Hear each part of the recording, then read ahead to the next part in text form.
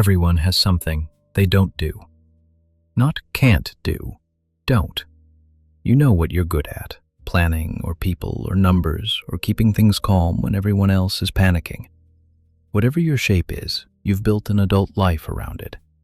And quietly, off to the side, there's a thing you don't do. You don't quite improvise, or you don't quite plan, or you don't quite say what you actually think in a room, or you don't quite let yourself be sad without an explanation. Whatever yours is, you know. You've been making peace with not doing it for so long that you've stopped registering the not doing as a not. It's just who you are. You're the one who doesn't dance at weddings, the one who clams up around your father, the one who's bad with goodbyes.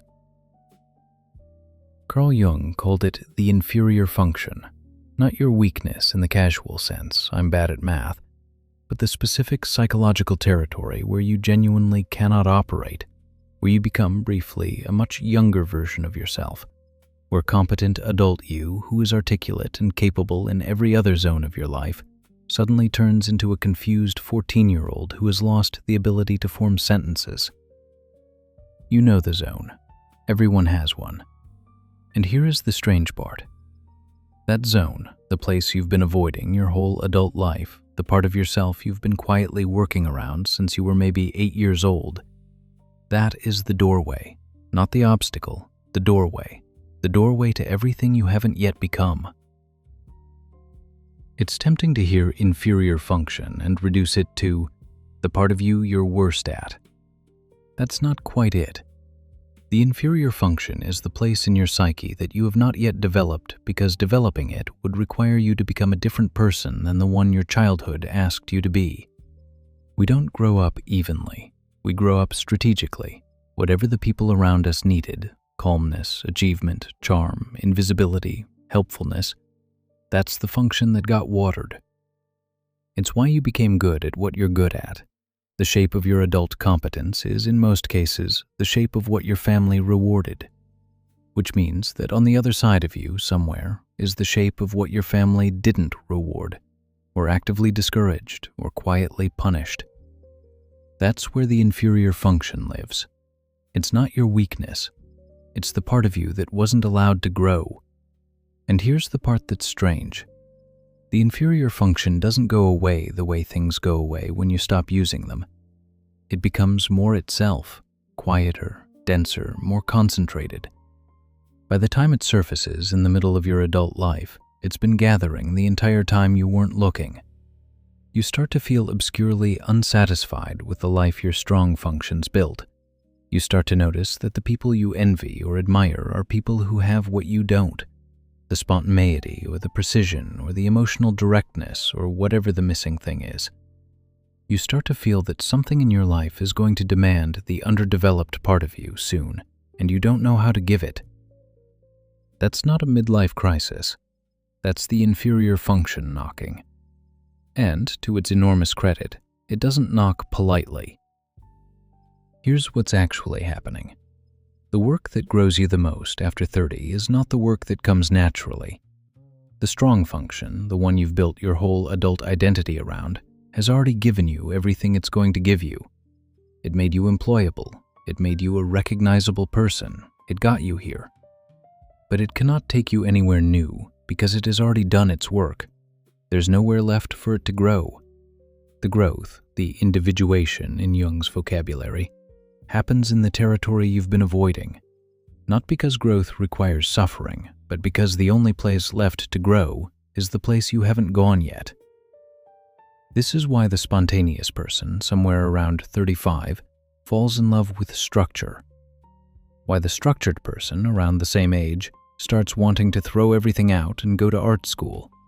Why the introvert finds themselves restless to do something publicly visible. Why the extrovert begins craving long stretches of being entirely alone. It's not that they've changed their personality. It's that the part of them that wasn't allowed to develop has been waiting their whole life, and it's started knocking on the door of the personality they built without it. Most people misread this knock. We think the unfamiliar feeling means something is wrong, that we need to recommit to the strong function, double down on what's been working, push through. So we buy the productivity book, we optimize, we go on the retreat that promises to make us more ourselves. What's actually happening is that we're getting more of the same, more of the person we already were, at exactly the moment the psyche is asking for the opposite. The doorway is not where you're competent. The doorway is where you're embarrassed, where you feel like a beginner, where you don't sound like yourself, where the words come out wrong, where you flinch at how badly you do the thing. That is where the next decade of your life is hiding. Stay there. That's where you live now. Now we have to be honest about why people don't go through the doorway. It's not laziness. It's not lack of self-awareness. Most people, by the time they're 35, can name their inferior function. They know exactly where the missing piece is. They've known for years. They mention it self-deprecatingly at parties. The reason they don't go in is much more specific. The inferior function is the place where you cannot perform. It's the one zone of your life where you cannot be excellent on contact. With a person who has built an entire identity around being good at things, smart at things, capable in things, that person has to walk in as a beginner, badly, in front of themselves. And this is intolerable, especially for the high-functioning, especially for the gifted, especially for the people who have spent their entire lives quietly understanding that competence is what makes them lovable. To enter the inferior function is to risk being mediocre on purpose. It is to do the thing badly, in public, while the part of you that has been a high performer since you were 9 years old screams from inside that this is humiliating, that you should stop, that you are not the kind of person who is bad at things, that someone is going to see. This is why the doorway stays closed. Not because it's hidden, not because people don't know it's there, but because going through it requires the loss of an identity. The competent self has to step aside briefly and let a much younger and more uncertain version of you do something it has never been allowed to do. Most people would rather stay competent and unfulfilled than incompetent and growing. That sentence is the entire story of midlife. So what do you do with this in a life? You start by noticing the flinch. There's a specific physical sensation that happens when life invites you toward your inferior function. A small contraction, a flicker of, no, not that. It feels like good judgment. That's not for me. I'm not that kind of person. I'd be terrible at this. The strong function is very fast and very persuasive, and it will give you 10 reasons in 2 seconds why you don't need to walk through the doorway today. The flinch is the doorway. Whatever you flinch away from, mildly and persistently, in a way that makes you feel briefly 13 years old, that's where to go. Not heroically, not all at once, just toward. A small example. The person whose strong function is thinking often has a weak function around feeling. For them, the doorway is not a feelings journal or a workshop on emotional intelligence. Those are still cognitive moves. The doorway is the small, dumb, unsophisticated act of staying with a feeling for 10 minutes without trying to figure it out. Which sounds easy, and which is, for them, almost unbearable. The reverse is true for the person who lives in feeling. Their inferior function is often thinking, not in the casual sense, but in the sense of holding an idea in their hands and turning it over without immediately checking how it makes them feel. For them, the doorway is the dry, unromantic act of staying with a problem long enough to actually understand it.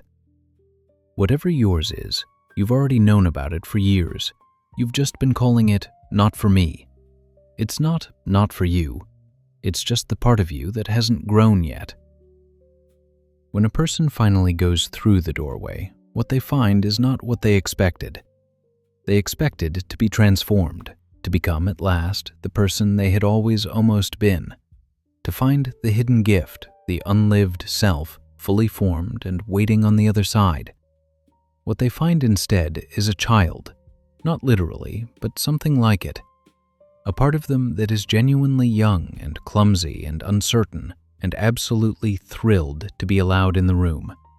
the part that was sent away when they were 8 or 11 or 14 because the family didn't have space for it. That part doesn't return as a master. It returns as a beginner. And the work is not to become good at the inferior function. The work is to let the beginner stay. The doorway you've been avoiding does not lead to a better version of who you already are. It leads to more of who you are. Stay there.